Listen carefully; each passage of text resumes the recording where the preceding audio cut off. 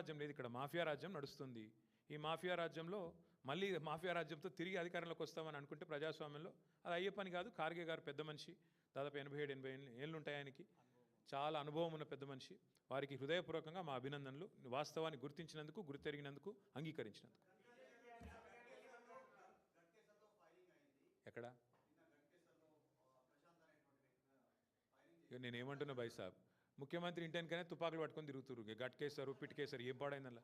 ముఖ్యమంత్రి ఇంటెనక సెటిల్మెంట్లు అవుతున్నాయి, తుపాకులు నెత్తులకు పెడుతుర్రు. ఇక దాని గురించి దిక్కులేదా అంటే నువ్వు గట్కేసర్లు అయింది, పిట్కేసర్లు అయింది, ఏం చేద్దాం.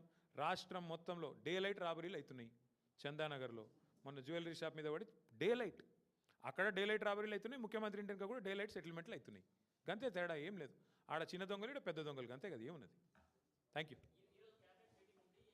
దొంగల ముఠా మళ్ళీ కూర్చుంటుంది, ఏమనాలి అంత గట్టిగా. ఎవరు చెప్తే ఏం జరుగుతుంది, తర్వాత ఎవరి జాతకాలు ఎట్లుండబోతున్నాయి, ఎవరు ఎక్కడుండబోతున్నారు, 14 నవంబర్ రోజు మాట్లాడదాం.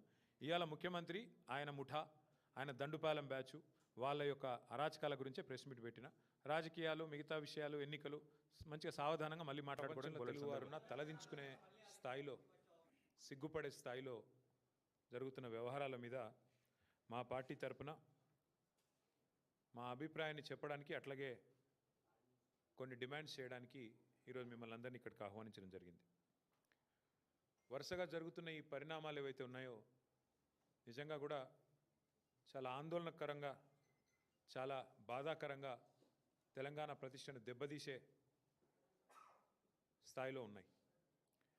ముఖ్యమంత్రి మంత్రుల మధ్యన పంపకాల విషయంలో వచ్చిన పంచాయతీలు ఇవాళ రాష్ట్ర పరువుని, రాష్ట్ర ప్రతిష్టని నడి బజార్లో నించోబెట్టి తెలంగాణ అంటే ఇదా అనే స్థాయిలో మన పరువు పోయే విధంగా వీళ్ళ వ్యవహారాలు ఉన్నాయి.